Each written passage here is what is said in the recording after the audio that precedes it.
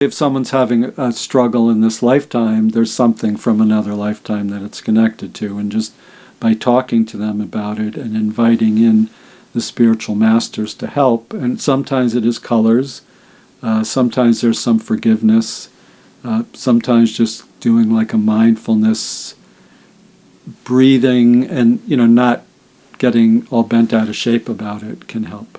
But then again, I just kind of hold the energy there for some of that to clear, and it does.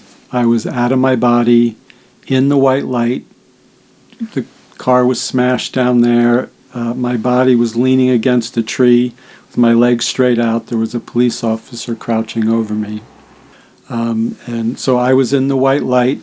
Behind me there was a circle of white, a different shade, and then within that circle there was like a full-length silhouette of a being that was radiating different shades of white off of that. And the being behind me said, "You have to go back. Your father wants you to stay."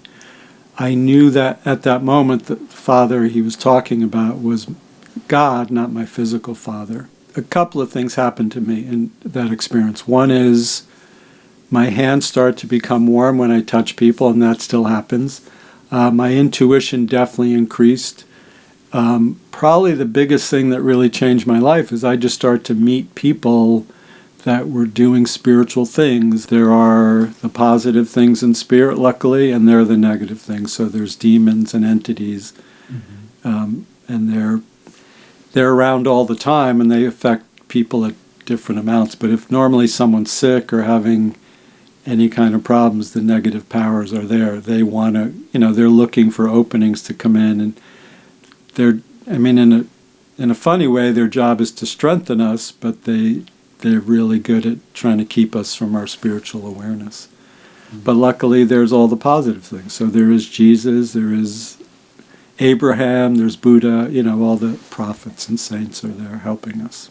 Sometimes, yes, I always do. Sometimes it's concrete, sometimes it's just energetic. Sometimes it's I need to talk to the person about something because there's a block in their consciousness. Yes, sometimes I get funny little bits of information. Sometimes it's, their deepest, darkest secrets. Sometimes it's things from other lifetimes. Sometimes it's just something that's blocking their consciousness. It feels sometimes like a pressure on my body, and sometimes even more of a pressure in my heart center here. Sometimes my hands just start shaking. When a lot of negativity comes in, sometimes it's like this. But the people on the other end sometimes feel tingly, sometimes feel hot or cold, or all of a sudden they just smile and they just feel a whole lot lighter. And you trust this wonderful thing inside of you, and you see this wonderful thing in other people, and it's just like this energy comes in, and it's like this joy comes in. It's kind of like part of us gets so involved with living our karma, we get a little stuck in it. So there becomes things that are kind of unnecessary. It's almost like a file, and there are like 100 pages in there, and we only need 2. So I can get rid of those other 98 and make it much lighter. Usually people really feel the energy, and the energy part is the loving that comes through.